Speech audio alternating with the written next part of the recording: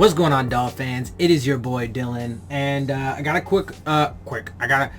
couple quick updates for you. One really update I guess they're both updates, whatever. So one Dolphin signing, and then I just really want to quickly mention this Deshaun Watson stuff. So obviously he's got a couple suits out against him now, sexual assault lawsuits against him. First of all, we have to wait and see how it plays out. I will say that that's not something I personally tolerate or would accept. So if that was the case, if he, was to be found guilty and so on and so forth, I wouldn't trade for him. I wouldn't want him on my team, etc., etc. Obviously those kinds of things don't actually end up being really that big of a deal to the NFL. Teams still end up signing guys, which is disappointing. But I will say the one thing is I would think anyway, hopefully, likely, that if he was to be found guilty, then that would be the one thing that would likely stop the Dolphins from trading for him. It could also potentially drive the price down, so we'll see how that affects things. My guess is Deshaun Watson is such a big star that the NFL is going to do everything that they can to try and squash that, whether it just be a settlement or what have you. So, we'll see. He said that he didn't, that he would never do anything like that, that he didn't and would never. So, which is obviously expected. So we'll just have to wait and see how it all plays out in court.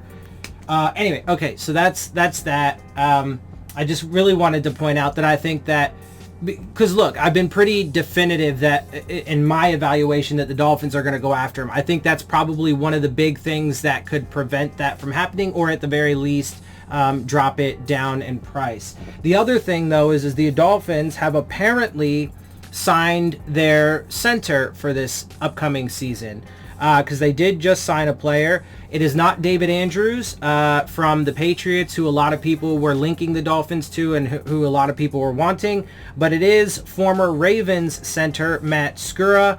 I think he's a good player. Real quick, just a little background info on Dolphins center: 638 total snaps in 2020.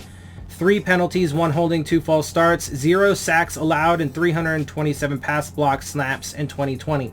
So he's a really good center. I like him overall. I mean, I don't know him super well, if I'm being honest, but I am familiar with him. Obviously I know the name, and I know he's been a solid player for the Ravens. So that's probably, at this point, their best signing. And we'll see how it goes. Obviously, as the aforementioned Deshaun Watson drama continues, we'll see how that plays out.